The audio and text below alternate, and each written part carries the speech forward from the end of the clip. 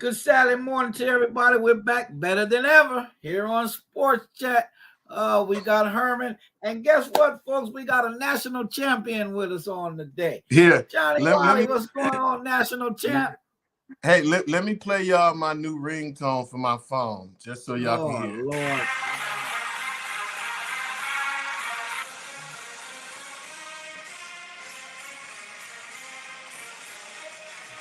Hail to the victors, valiant, hail to the country, heroes, hail to Michigan, the champions of the Go Blue! Let me state here on this Facebook page that we have no copyrights to this song. No copyright played by this national champion. John Wiley is his name. John Wiley. Whoa! So you feel a little better this Saturday. All comp nerves are back down. Listen. One of the most. I told you, what was that? The national championship was Monday. No, was it Monday? Yeah. I could right around 6:30, about an hour before kickoff. Man, I'd never been that nervous before a sporting event in my life. Only because this was our opportunity to make history. We're the first team ever in the Big Ten with 15 wins in one season. Not Ohio State, not Michigan State. Michigan accomplished that feat. Wire to wire. Only team in college football this year not to surrender 25 points. Not to surrender 25 points. This was a historic year, and I'm just, man, this has just been one of the greatest sports years. I'm trying to compare it to 1997, but I think this team was, because back in 1997, you didn't have a Big Ten championship, you didn't have the playoff, you didn't have the rigors of a 15-game schedule. Right. Yeah, right. So I still think that team was slightly better than this one. Who was the quarterback? 97. In 97, it was Brian Greasy. Okay, yeah, that's Greasy. Brian Greasy. And that was with your boy, right? Charles Woodson. Yes. Heisman Trophy winning Charles Woodson. Heisman Trophy winner. I have him as the greatest player in Michigan football history. Well, and he's the last Heisman winner that really was not offense. Right. Well, primarily defensive player. They sprinkled him in a few plays on offense. Right, but in that Ohio State, that game against Ohio State that year is what really solidified it, because in that one game he affected the game in all three phases. Offense, he caught a touchdown. Defense, he caught an interception, and then on the special teams, he returned a punt. Kickoff or punt? It was a punt return for a touchdown. Yeah. So I think he got Michigan State too. Same measure. Interception. With that unbelievable interception falling out of the side. It was definitely a great season. I have to give the slight edge to that 97 team, but this one was no. I looked at the defensive statistics of this Michigan team that just won the national championship, and it was nothing short of phenomenal. We averaged 10 points a game given up. No team in this season scored more than 24 points. No, we didn't give it 25 points. We took a team that was the hottest team in college football offensively, the Washington Huskies, and held them to 13 points, 1 touchdown and 2 field goals. So, the defense. Well, and it's so funny because the uniforms with the helmet, it looked in the first quarter. Mm-hmm. It felt like a bunch of bees swarming Washington that first quarter. They just came out. Michigan was by far the more physical team. You would have thought they had 12 to 13 guys on the field, and they were like everywhere. Very physical. Too physical for Washington. All I can say to Washington and UCLA, USC, Oregon, I want to say on this Saturday afternoon, welcome to the big. How about that? Yeah, man. They got a dose of what they will encounter for here on out. You know, the Big Ten football, never really flashy, more or less pound you to death. Ohio State probably the only team that maybe throws the ball around a little more than everybody else, but they've been known to be physical as well. So this is what the big is all about. If you can't get physical, you don't want to come to the big. Playing a team like Ohio State really is what prepared us to play a team like Washington. They're similar in the fact that they like to throw the ball around. They've got hot shot wide receivers, you know, that can really stretch the defense. And so it was imperative that we get pressure on Penix Jr. so those receivers don't have the opportunity to get open. You give him enough time, he's going to slice you up. And it's not that we sacked him a lot of times. Yeah, I mean, because we didn't Washington had their chances. They just didn't capitalize. We did. They missed. He missed, but I think he missed on some of those throws because he heard those. Because of the pressure. Yes, no doubt about it. It's because of that pressure. No doubt about it. You don't have to sack the quarterback all the time, but if you can get pressure on that quarterback, make him rethink, makes all the difference. Can't go through all of his reads. Right, make him throw early, make him throw early, kind of move from his position. No doubt about it. Yeah, so that's what we did to him, and it showed. 13 points. That offense was absolutely on fire. And we held them to 13 points. We were built for teams like that. So good. Good defensive performance for sure. All right. So on top of all that, that was Monday. That was Monday. We have Mike Vrabel's out in Tennessee. Bill Belichick out in New England. Right. Pete Carroll. Pete Carroll's out in Seattle, right? And Nick Saban is out, retired in Alabama. That one caught me totally off guard. That caught me totally off guard. So I you know, you had a lot of Michigan fans saying we broke him. Nah, I think you come on. Let's not get crazy. But that's the nature of being a fan. I get it. But I didn't see. I mean, he had just racked up the number 2 recruiting class in the country.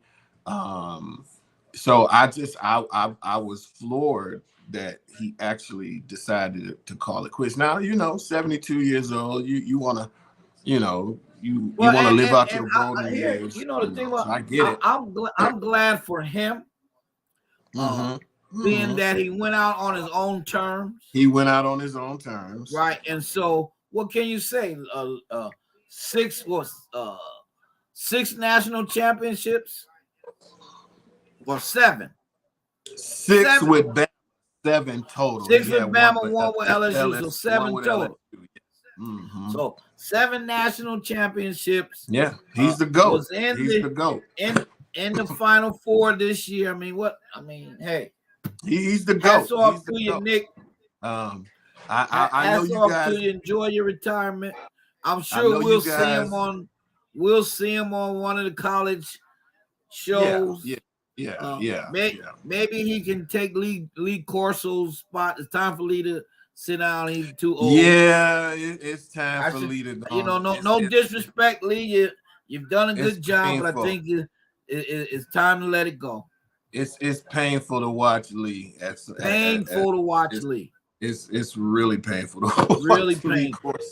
So yeah, I give Kirk Herbstreit all the respect because he does his best to kind of support him doing the telecast. Yeah, but man, he had a stroke. What happened is that he had a stroke. Right. And rather than get rid of him, they decided to keep him on. And I mean that's understandable, but I think it's time. But it's painful to watch. It can painful be to watch. So, but I think Nick Saban. I wonder where he got all of that from because, I mean, he did some good things at Michigan State. He did, but when he got to that. I guess with it's so much easier because of the lack of academic standards in the SEC. It's so much easier to get the 5-star athletes because let's face it, Big Ten in general and Michigan in particular have a little bit more high standards in terms of academic admission, and so. I mean, they can take almost anybody down there, and that's one of the reasons that. What are you trying to say here, Mr. Wiley? No, I'm just saying it's easier to recruit in the SEC than it does in the you know what I'm saying? So, well, with that being said, is that's going to make, in my opinion, that's going to make this NLI thing even more interesting, right? Yeah. Because like I say, the players now have choice of kind of where they want to go. But even with that choice, the institutions still have a requirement and standard of their own, supposedly. Yeah. So like you said, that. Very interesting because again, you and I, we can try to transfer to places as students, but number one, will we be accepted? Yeah, right? And solely because of our academics. So yeah, we understand the dynamics of the sports side. Yeah, right? Because am I eligible? Do I have enough credits to be still a junior transferring into? You know how it works. You know how it works for the regular folk. Right. Yeah. Right. It's true. And there is no across the board standard. Right. There's no rule. There's no rule. There's no across the board standard. It can vary from even in conference, even schools within the same conference. It can vary from school to school. Yeah. So it is what it is. It is what it is. So it is what it is. But hey, man, listen. I don't know when our next one is going to come. College free agency at its best. Yeah, that's that. I think it's resembling more and more of an NFL model because you got everything almost anything that the NFL has. You have free agency, basically, with the transfer portal. You have basically contracts being signed, money. Well, the only difference, though, there's no union for the kids. No. I mean, but I think eventually the NCAA is going to be done away. Although the fact that they have their freedom, so to say, but they're still being taken advantage of, even in the NIL situation. Yeah. Yeah. Because they have nobody really fighting. Everything they do is basically on their own or with their lawyer or whatever, So it's interesting. Yeah, it is. It is. And I'm curious to see how this is going to look in 10 years. I think they kind of, with the NIL, particularly in the transfer portal, I think they kind of rushed it. It's sometimes you kind of pull stuff out of the oven before it's done. Yeah. Right. And I think a little too early. A little bit too early. They took it out of the oven a little bit too early, and instead of letting it bake and really get some standards, it's like the wild, wild west right now. And there needs to be a little bit of reining in and some standards so we can really get a hold of it before it gets out of control. Yeah, and what I love too, you know, if you watch like the players kind of move now with their coach, right? Where before the coach would kind of leave them high and dry. Now you can say, "Oh, Coach Paul, I'm going too." Which I'll be honest with you. If I'm Jalen Milroe, I don't know if I wouldn't be too, because you know Kalen DeBoer got hired at Alabama, and who knows who he had waiting in the wings to take over for Michael Penix Jr. He may even bring that quarterback to Sure, with him, to Alabama. Well, Because that's what Michigan State quarterback did.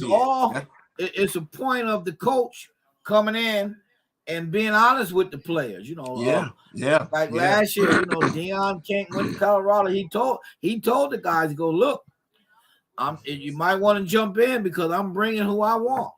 Right. So very interesting time. Very interesting times. It really is. It really is. Deion's all right. Well, we got the NFL kicking off today. Yeah, what you think about these matchups, man? Wild card weekend. Conspiracy. You know, you know how folks say the NFL is fixed, right? Someone heard someone a couple weeks ago call it the National Fix League and all that. And so I mean, they couldn't have dreamed this up any better, right? Stafford goes back to unbelievable. Unbelievable. Green Bay's coming to Dallas and with Mike McCarthy, right? Cheetah going back the to Chiefs Kansas and the City. Dolphins going back to Kansas City, right? And then you got Pittsburgh and Buffalo, right? Two northeast western type the snowball, blue collar towns. Yeah. Then you got to don't forget you got the Cleveland. You know, it's kind of messed up, but you got Cleveland against Texans, which is really Deshaun Watson kind of, but he's not playing. But you know, you look at all these scenarios. Outside of obviously the Lions and the Rams, outside of that game, that's the game that I'm most interested to see. The Browns and Texans. Yeah. I mean, because you got you got a stud rookie quarterback. Yeah. Mm-hmm. At home too. Yeah, but they're going against that deep defense of Cleveland with Myles Garrett. I mean, I can't wait to see that one. You know, they say the Browns defense was ranked number 1 in the league, but they're 30th or 29th on the road. Mm-hmm. Man, that's crazy. That's crazy. And so that just shows how well they play at home then, because they're 29th on the road, but they're still ranked number 1 overall. Man, that's crazy. So if you look at, I'll be honest with you, if you look at these matchups, it does seem like there was some orchestration and some pulling behind the scenes. It does. It's unbelievable. It really does. It's really unbelievable. I'm really looking forward to this. And so you I guess on their part, I mean, you know, we know the games are played, but I mean, geez, it's going very interesting to watch and see how it plays out. Yeah, I can't wait to see how this plays out, really. So I do think I'm concerned about the Chiefs. It's just like, the Chiefs don't have it this year. They're just not right. They're just not right. Unless they and the elements, the way they're playing, and they're talking about it's going to be -30. The elements don't help them at all either. The way they're playing. No, I don't think either team has an advantage in. Listen, there's no advantage in negative degree weather. That's as they say, it's not fit for man or beast in that type of cold. No. And I won't want to be out there. I don't know how you get through a game like that. And then the Buffalo game, I guess the governor has already declared state of emergency for them tomorrow because there'll be a foot of snow, wind, and all that kind of. I don't know how they're gonna play that game. See, our Governor Hochul, told the Pittsburgh fans, maybe they should stay home and watch it on TV and be safer. I don't know how but listen, the Lions gonna be in a nice warm dome, so warm Ford Field, huh? Right. So, I mean, and then the two teams that's ahead of us, Dallas and San Francisco, are both nice weather cities. So, I mean, if we don't have to play Philly, Dallas is indoors as well. So Dallas is indoors, and then San Francisco doesn't get extremely cold. Right. So you just had to worry about the rain, probably. You just got to worry about rain out there. But I'm should be interesting. This is what you know, as much as the regular seasons are interesting and good, but there's nothing better in sports than playoff time for all. No question. Football, basketball, baseball, nothing like the playoff. This is when it counts. Every possession counts, right? Everything you do counts. And one of the things, and obviously, I'm happy about the fact that the Lions won their first division crown in 30 years. Even every time I hear myself say that, that's just like unbelievable that we haven't won a division title. And the thing about their division now didn't exist back then, right? Right. It was the NFC Central. That's how long it's been. It was matter of fact, the last time the Lions won a championship, it wasn't even called the Super Bowl. It was called the NFL championship game. Right. Correct. That's just our record of playoff futility. But that was over 50 years or so ago. That was 1957. Okay, so we weren't even born. JFK wasn't even president then. Dwight Eisenhower was the president the last time the Lions won a championship. Matter of fact, my mother was in Michigan. Wow. That tells you a whole lot. That tells you a whole lot. And so I'm cautiously optimistic because there's something different about this Dan Campbell regime, and it feels different. It feels like the Lions finally have an organization that is competent. But I've cautioned people, listen, everybody's record is 0-0 right now. Right, everybody's 0-0. Everybody's 0-0. This is when you prove that you're different. Not going 12-5 in the regular season, not winning the division. Go home. This is when you prove that you're a different franchise right here. We'll see tomorrow night. We'll see tomorrow night. Listen, you lose or you go home, teams. That's what it's all about. Yeah, this is one and done. This ain't the series. This ain't the NBA playoffs. There's nothing better in playoffs or tournaments when it's one and done. The danger, right?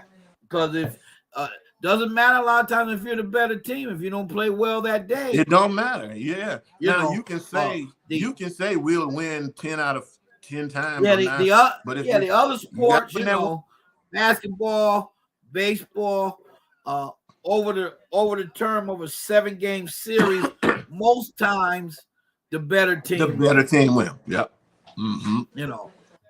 In most cases, sometimes the underdog does rise up, but majority of the time the better team wins. But they named that movie Any Given Sunday for a reason. You're absolutely right. Somebody can win, and so I just think, for this Lions team, and I don't want to just make this a Lions show. But for the Lions, I think they couldn't have got a better test to prove that they are for real or not than going up against their old quarterback in that Rams defense. Yeah, and the Rams have been playing well down the stretch. And they've been one of the hottest teams down the stretch. Well, in because the NFL. As they say, the Rams have already been in the playoffs. Yes, right?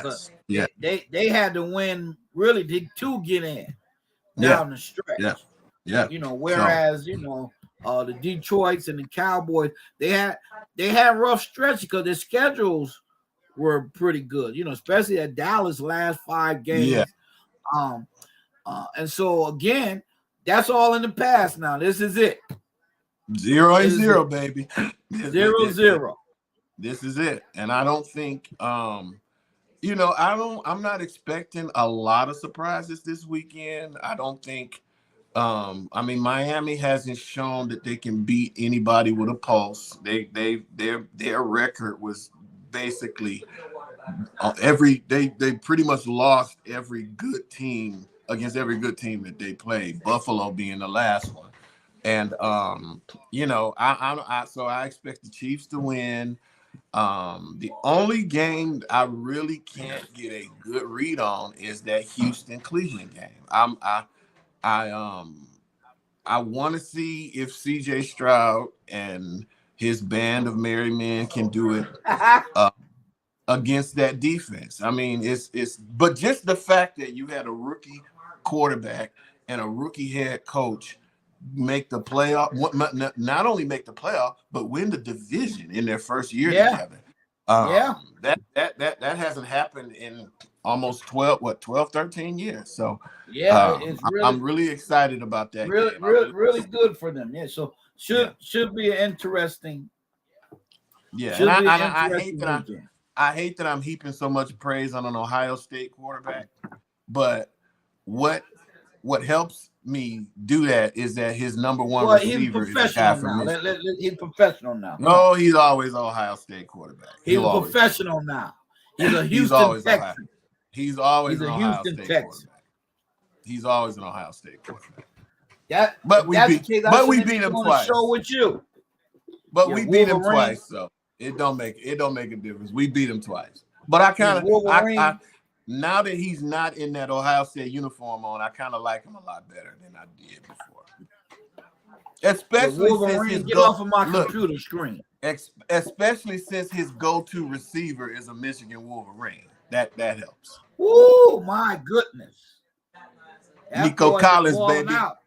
Nico Collins, baby. Imagine that. Yes, I'm not throwing you the ball, you Wolverine. It's all good. It's all gravy.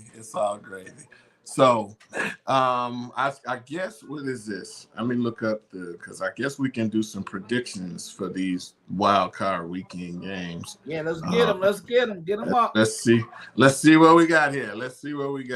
We got Cleveland, Houston today, 4:30. Who you got there?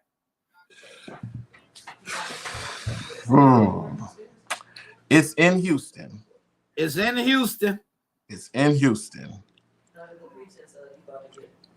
I mean, you got to get off the couch, Flacco at quarterback. Joe Flacco has been. I know they've really responded well to him. I would say better than they've responded to Deshaun. I won't call it. No, Deshaun Watson was doing pretty well. It's just he was doing. He was doing fine. He wasn't doing great, but he was doing fine. His thing is his availability. It's like the best ability is availability, and if you can't stay on the field, John, and it's amazing to me with Watson.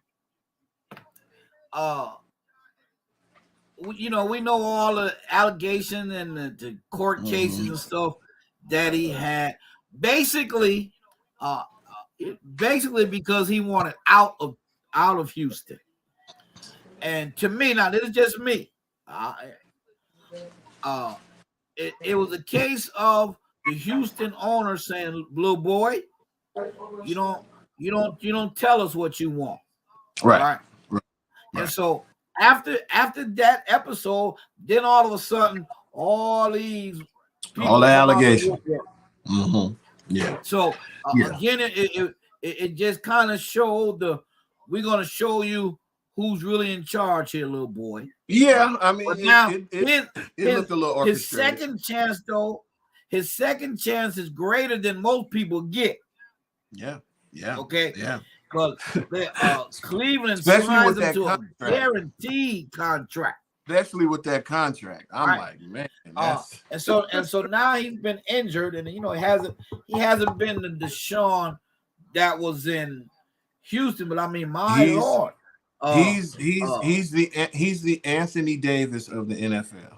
All that he's been through, though. I mean, come on, it's got to pay. No, I'm just saying.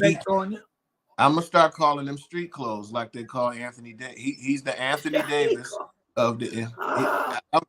I'm saying he's the Anthony Davis of the NFL. He can't stay on the field.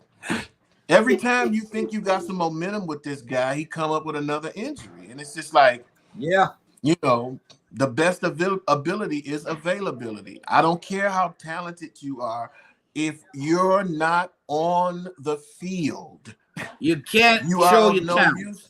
You are of no use to me. And so, it's good that they got a backup quarterback with Super Bowl experience with Joe Flacco. And, they seem to have responded to him very well. Obviously, it'll be Deshaun's job when he gets back next year. But with all that being said, I don't know what the line is on that game. I don't know if they've got Houston as a home underdog. But I'm a roll with Houston to pull the upset on that one. I'm going with Houston as well. Simply the fact that they're at home. The Browns defense is not as good on the road. And so I'm going to roll with Houston and CJ and D'Amico Ryan as the coach. So we're going to go with them today. Then you got Miami going to Kansas City tonight.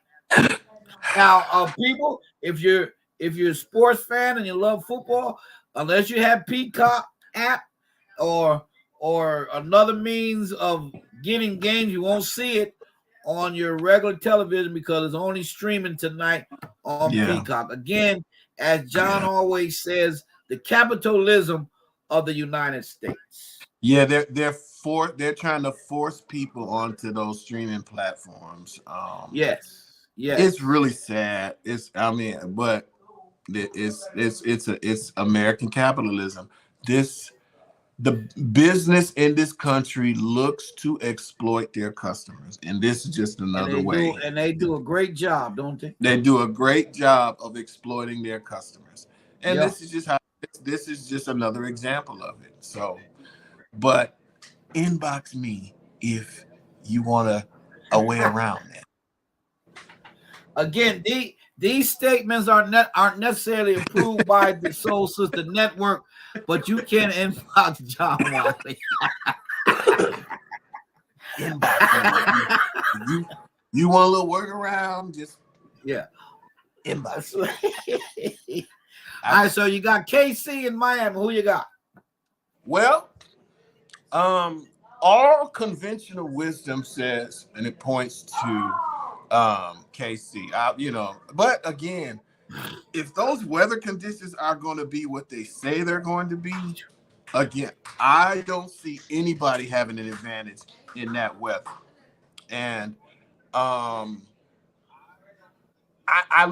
outside of Stafford returning to Detroit, I think this is the most intriguing matchups because you got Tyreek Hill, who they refuse to pay in Kansas City. They refuse to pay him, and so you get a lot of times you get what you ask for, right? Yeah, and now they've had receiver. You reap what you sow. They've had receiver issues all year. All year long. Lead the league in drop passes. So lead the league.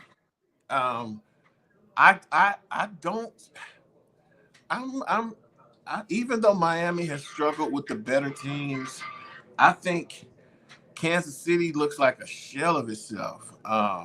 They do. I mean, they don't look good, if there were 2 more weeks left in the season and KC could have been left out of the playoffs, they would have been, because they've been terrible. Yeah.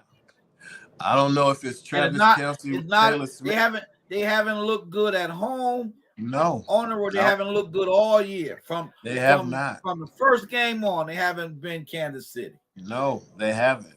I don't know. Look, I don't know if it's the Taylor Swift curse. Well, Kelce didn't really have a Kelce year. No, he didn't. He might be a little distracted by dating the top pop stars. No doubt about all the planet. How can you not be with all the attention? Yeah, all the attention. Yeah. So no doubt about it. I might if Tua. Taylor, stay home. Taylor, stay home. It's too cold. First they need Taylor to stay home. Oh no, I don't have nothing against Taylor Swift. I'm just joking. But although I'm mad at her for what her concert was in town the day I went to the Tigers game last summer, which is for the parking. Wound up paying almost $100 to park. But that's another. So you were actually paying for Taylor Swift parking, not for the Tiger game. I said, that's another example of no the doubt greed. About it. They're gonna get that and some with they took full advantage of her presence downtown Detroit. Even if you went to your old trusty spot that you parked normally at any other game. Didn't matter that day. Everything was hiked. They hiked the prices of everything. And so stay home, Taylor. But I'm inclined to think that Miami might be able to pull the upset. Because again, they're coming from the South, they're coming from sunny South Florida. So you would think that KC would have an advantage. But in those kind of conditions, I don't think anybody has the advantage. Yeah, no, and I agree with you. Yeah, I think those type of number one, nobody needs to be outside, let alone playing football. No, they're gonna have those heaters on every throughout the sidelines on both sides, because playing football in that way is gonna be brutal. They were talking to, I was listening to a show yesterday on ESPN, and they were talking to Moose Johnson. Used to play for the Cowboys. Now Fox, because he's involved with that USFL or UFL with rocking and so they was asking him about playing in cold games, and he said, whenever we went somewhere from Dallas, they had the warm benches. He said, but I never sat on the warm benches. He said, because I know if I sat down on one of those warm benches in the cold, I wouldn't want to get up. Right. You might as well just stay cold, brother. He said he would have a hard time going back in the game if he had 7-1. I mean, it's going to be brutal. Just crazy. It's going to be brutal. You got to keep your hands warm. And so that's the thing. Listen, if the Chiefs players couldn't catch the ball on a normal weather basis, you think they're gonna catch it tonight? Yeah, now I didn't even think of that. So that all of that being said, I'm gonna lean ever so slightly to the Dolphins on this one. I think I'm going with the Dolphins just for the fact that Tyreek coming back and kind of rubbing it in KC. I think this will be his revenge game. I think this and because again, Tyreek can beat you long, but he's another one of those yak guys. I mean, he's the fastest. Yak is his specialty. He's the fastest dude. Yeah, there's a reason why they call him. And in this type of weather, that's what you're gonna need more of is the yak. I mean, listen, he didn't get the nickname Cheetah for nothing. Right? He's one of the fastest guys in the league. And so he specializes in yards after catch, and in weather like that, that would be so I think and he's got an axe to grind, so he got incentive. So I'm going with them just on that alone. Yeah. I agree. Tua, it's your time to show up. the ball's in your court. You've got the opportunity to prove who you are. Got the opportunity. So against I think against Mahomes, nobody's gonna give you any credit in the AFC now unless you beat Mahomes. And so that's how you got to go through. In order to prove you're legit, you got to go through Patrick Mahomes. So got to go through Mahomes. But yeah, I got them pulling off the slight upset. All right, then on tomorrow you got Buffalo. You got Buffalo and Pittsburgh. Mike Tomlin able to win 10 games with this team. Yeah, this might be his best coaching job. I'll be honest with you. That Pittsburgh team had no business competing for the playoffs, let alone securing a spot. And they got it done, 10-7. And they got it done. That being said, everybody, we keep waiting for Buffalo to get their act together. Yeah. You know what I'm saying? Because you look at them, you look at their roster, and you think, there's no way in the world this team should have struggled to make the playoffs or had to go on a late season run to make the playoffs. There's just no reason for it. And I mean, you got a very talented quarterback who is prone to mistakes. He's prone to a bad interception. I mean, you've got one of the best wideouts in Stephon Diggs. It just baffles me. And I thought it was, I'll be honest with you. I thought that the way it was setting up, that Josh Allen and Patrick Mahomes were going to be Brady, Manning 2.0. Yeah, me too. It would be 2.0. Yeah. And it still might be, though. And then, but I'm just saying, Mahomes has kept up his end of the bargain. Yeah. But we've gotten the short end of the stick from Josh Allen. And it's Josh Allen. Well, I don't know if this year will be different, but I'm very disappointed. For tomorrow, again, that type of weather favors Pittsburgh because it'll be a knock 'em out physical type weather situation. So that enhances Pittsburgh's chances, rather than good weather and all the others. So I'm kind of leaning Pittsburgh to pull an upset tomorrow. I understand why you're saying that. I just gotta think at some point the Bills. I'm just going from a talent standpoint. They have it. This shouldn't be a game, but the Bills are, experts. Jekyll and Hyde throughout the year. Jekyll and Hyde. Yeah. I'm thinking Jekyll will show up tomorrow, and I think the Bills win, but I reserve the right to be wrong about them. All right, then in the 4:30, the 4:25 game, you got the Packers going down to Dallas. Jerry's World. No shot. I mean, nice. Listen, Jordan Love playing well. Jordan Love did. Packers played well toward the end of the season. They went second. I think they went 6-2 in the second half of the season. Yeah, second half. Yeah. He's no. I don't think they have a shot to beat the Cowboys in Dallas. If it was in Green Bay, I would give them a better chance, but no. And that one doesn't really need a whole lot of analysis. That defense, Jordan Love going up against that defense, might be a long day.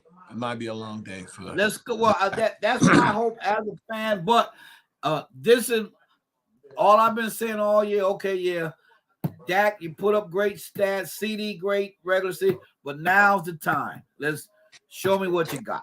Yeah, I mean it is. I think Show me what you have. Listen, Dallas, you have no excuses. If you win tomorrow, you got another home game the next week. I want to hear it. Let's get it done. Well, I think that's coming from a diehard Cowboy fan. No, I get it. Let's get it done. I think and you've heard me say this before. The two quarterbacks, I think. Well, and I may slide three in there, but the two quarterbacks that I think are under the most pressure in this playoff, in these playoffs, are Dak Prescott, Lamar Jackson. Because let's face it, he's put up wonderful regular season. Yeah, good year for Lamar. Had an MVP season, won the MVP. Should be the MVP. And he has one play. Now, some of it has to do with his injuries, but he has one playoff win to his resume. Not gonna get it done. And so I think those two are under the most pressure of any quarterback. But I'll be honest with you. And just for this game tomorrow night, I think Jared Goff is, he's got a major chip on his shoulder. Well, because Goff, you cannot lose to Stafford. You can't. Yeah, he got to lose. It's already bad enough that the guy that they traded you for led your team to a Super Bowl win that you couldn't do. Led his team to a Super. You can't lose Stafford. Not tomorrow. All it would do if he loses to them, it would just validate the trade that they made. So yes, even more so. For that reason, he's under a little pressure as well. So let's say they had a poll yesterday on one of the ESPN shows, right?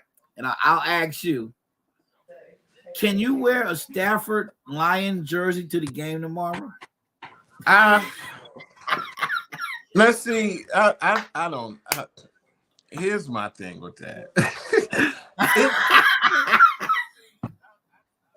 That seems a little petty to me. He never, because with Stafford, he played here 12 years. He never demanded a trade. No. Never demanded a trade. He stuck with this team. Yeah, he was part of the problem why a lot of times they fell short. But if a player either demands a trade or leaves as a free agent, or you know what I'm saying, if there's a real acrimonious split, then I'll boo him, do what you got to do. He's been nothing but a class act, not only when he was here, but also since he left. Yeah, no doubt. His whole career, really. Yeah, his whole career, even with all the criticism that he took. And listen, I've been very critical of Matt Stafford at times, but he handled it. He took the criticism. Never really lashed back at the fans. Was a great guy in this community. He has so many things going on in the Detroit community. Was a great guy in the community. I think he should get us. I mean, obviously he's wearing a different uniform now, so you can't be too nostalgic. You got a game to play, but I just think that's a little petty. You know what I'm saying? I think that to ban any Stafford jerseys. It's the playoffs. So are they going to even acknowledge him on the big board or something? I don't. It doesn't seem. Listen, if they're not allowing any of his jerseys in the stadium, then what are the odds that they're going to give him a video tribute? Right. But I think he deserves that. I think he deserves it. But I'm picking the Lions. I mean, again, everything. This will prove to me, and I've said this every single year anybody asks me about the Detroit Lions, my attitude is the same. Y'all let me know when they win a playoff game. If you want it, I mean, I think they should be able to get one tomorrow. If you have one playoff win to your credit since 1957. One playoff win. And that one playoff win was 32 years ago.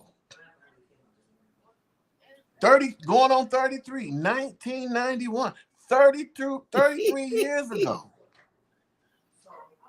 If you got one, so don't talk to me about anything they do in the regular season. I don't want to hear it.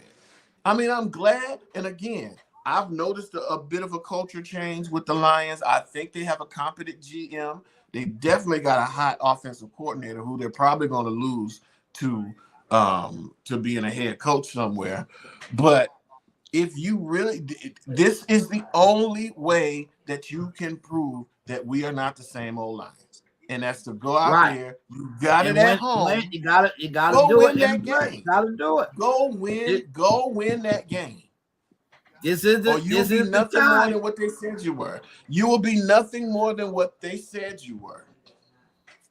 So who you picking tomorrow? With all that being said, yes. I am going to cautiously, and I'm trying to examine my head to make sure that this isn't just a homer pick. They've been the more consistent team of the two throughout the season, but right. There's no reason why the Lions shouldn't win this game. There's no reason why they shouldn't. They've got one of the number one offenses in the country. Only thing that really scares me defensively is our secondary. CeeDee Lamb. They can get to Stafford. Yeah, if they can get to Stafford, they can get to him. Stafford can get a little happy feet sometimes. But if he can, our secondary is our Achilles heel. And CeeDee Lamb, nobody exposed it more than CeeDee Lamb this year. Just torched our secondary. Good God Almighty. So, if we can continue to get pressure on him, if Aiden Hutchinson can get pressure, if he can break through that line, I think we should win this game by a touchdown. But again, we're talking about the Detroit Lions, so come on, have a little faith, champ. Well, national champ. Listen. Regardless of what happens in Detroit sports for the rest of this year, my team that I cherish the most of any team, college or professional, are the defending national champions. So I would love for the Lions to win, but nothing's going to knock me off of this Michigan high. So I will be disappointed if they lose. I won't be surprised, but I'll be disappointed if they lose. But listen, bro, we just completed 15. Y'all see this? Y'all see this? Y'all see that? We just went 15-0, baby. So y'all ain't gonna make me. A Lions loss ain't gonna dampen my mood. That wasn't MSU on there. No green. No. Y'all say that's go the color green. Money, baby. That's the color money. Nah. Y'all say go green. I say no green. All right, no green. Them pockets gonna be empty. But yeah, Lions